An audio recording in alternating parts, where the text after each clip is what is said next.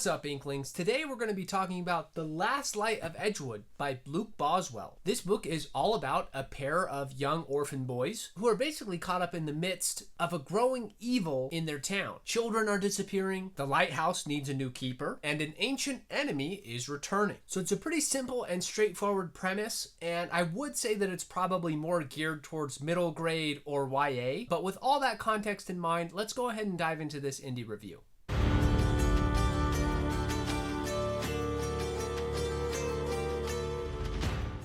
Let's start with the immersion, which I gave a 6 out of 10. I might be grading this entire book a little bit too harshly because I am somewhat looking through it in the lens of adult fantasy, so I kind of hold it to some of the same standards.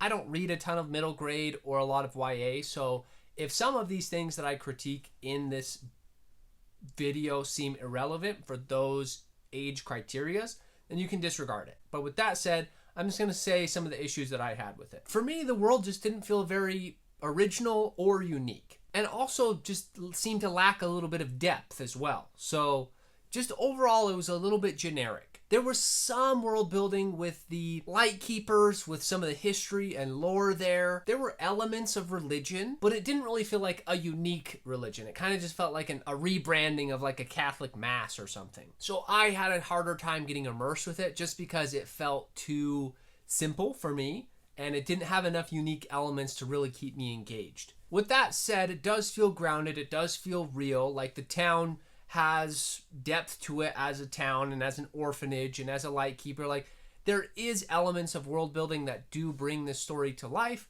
but I just feel like it's lacking a little bit in some of those areas. Moving on to the names, which I gave a 7 out of 10. Again, for this one, the characters are just kind of a basic coming of age situation. The story follows these two young boys in an orphanage, and these two basically view each other as brothers, even though they're not. And the older brother is getting to the point where he's about to age out of the orphanage. He didn't get adopted, so now he has to become a productive member of society. So they basically place those children who age out of the orphanage into apprenticeship programs throughout the town. This young boy is basically chosen as the replacement for the light keeper of this town, who is this mysterious old man that people are kind of afraid of and don't really know much about. So it's interesting to see his progression and kind of as he learns different things about his role and about the town and about the larger scope of the evil that's kind of encroaching. So that was interesting. The other boy, the younger brother, is much more of a rebel. He's more willing to break the rules. He's mad about his brother potentially leaving. So he's kind of acting out. And as a result of that, he kind of stumbles upon a bigger scheme of problems that are happening and kind of helps unravel this entire mystery that's going on. So I like that. I like the boys' characters. I feel like they were fun. They were endearing, but again, they felt kind of a little bit shallow to me. And sometimes their choices didn't make sense outside of just being a plot device, like their motivations and their choices. For example, why are these kids just running around playing after they basically fight these two monsters?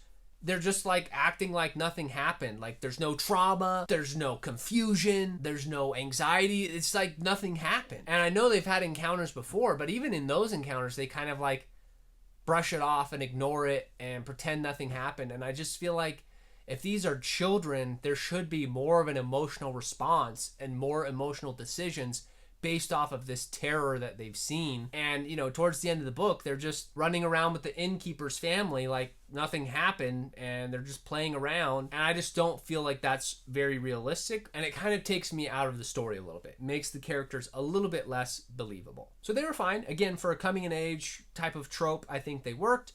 But I do think they're a little bit shallow and could use a little bit more massaging to make sure their motivations and decisions make sense. The magic, I gave a 6.5 out of 10. I like the concept of the dark creatures, like the herons and the dogs, and also these other entities that are kind of existing within this town and kind of running things behind the scenes. Those were pretty cool. And I liked those religious rituals they kind of stumbled upon and the lore behind the light keepers and their purpose throughout history. Like that was all pretty interesting. Having lightning in a bottle was kind of a cool little play on words, and so that was cool to see. But outside of that, we don't see a ton of magic or creatures throughout the story. So we just don't get that much of it. We just kind of get tastes of the magic throughout the story here and there. So again, it felt a little bit shallow and I had a harder time connecting with it or finding it that interesting because it just didn't feel that different or unique, and it didn't really integrate with the story as much as I would have preferred it to. The infrastructure I gave a 6 out of 10. The main issue with the infrastructure for me, and again, maybe this is a middle grade YA situation, but my main issue that I took away with this was the amount of repetition and exposition. So if that's normal, I don't know if things have to be repeated multiple times for younger audiences to make sure they understand. But for me, it almost took me out of the story, made it just really difficult for me to read. But if that's normal, maybe this should get a higher score overall. But this is just, again, my experience with it. And for me, it was just unnecessarily redundant. Like, basically, we would have a chapter of events that would happen, and then the following chapter would just be characters talking about and rehashing what just happened in the past chapter or in past chapters. Just a repetition of something that's already happened, like almost word for word. So it just felt too fluffy. Like, I think we could have cut a lot of things or sharpened it or added some additional context instead of just like rehashing the exact same events told through a different character's perspective, when really it's not even offering a different perspective. It's just retelling the same thing. So again, that was one of my issues.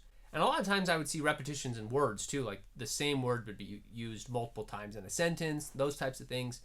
And it happened often enough that I noticed it, which is something that I think needs to be refined a little bit. And then I also didn't love the omniscient info dump first chapter. Like, it just felt like I was being told what the story was going to be about rather than just immersing myself into this town and getting started right away. So it kind of felt like I didn't even need that chapter. I could have just started at chapter 2 as the beginning of the book. And I just felt like the pacing was a little bit slow as well, and a little bit like just didn't flow as smoothly as I would have liked it to. And that leads us to enjoyment, which I gave a 5.5 out of 10. Maybe it's because it was for a middle grade and I felt like it was a little bit of a younger audience, a younger target audience. Maybe it's because I just didn't find that many original things to really capture my attention, but I just really didn't connect with this one. I wanted to like it and I was excited because I really liked that cover, but I just don't think maybe I'm the right target audience for this. I could see this working really well for younger audiences.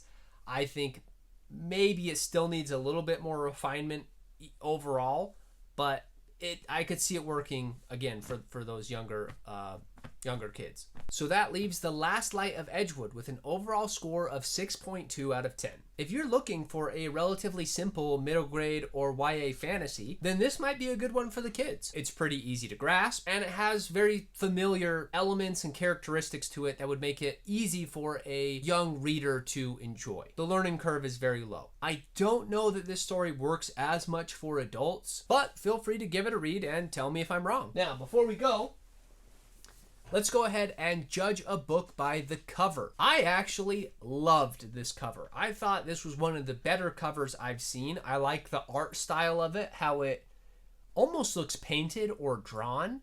I like that kind of rough aesthetic to it. I think that it just works really well. The font works really well with it. I like the orange. I like the gradients. I like the simple color palette. Just everything about how this looks, I think, is just phenomenal. The cover is great. Good work on the cover. I think that it's just really well done. And I also think the map is done well. It covers both pages. It's very clear where everything is. It's easy to follow. The formatting of it is done really well. So I think it's really professionally done as far as the print quality and the cover. So yeah, let's get this one added to the shelf. So that'll do it for today's video. Thanks so much for watching. If you liked this video, be sure to like and subscribe to join the Indie Fantasy Club. And check out some of my other book reviews to see if there are other books in the indie fantasy community that you should be adding to your TBR. That's it for today, so I will see you in the next video.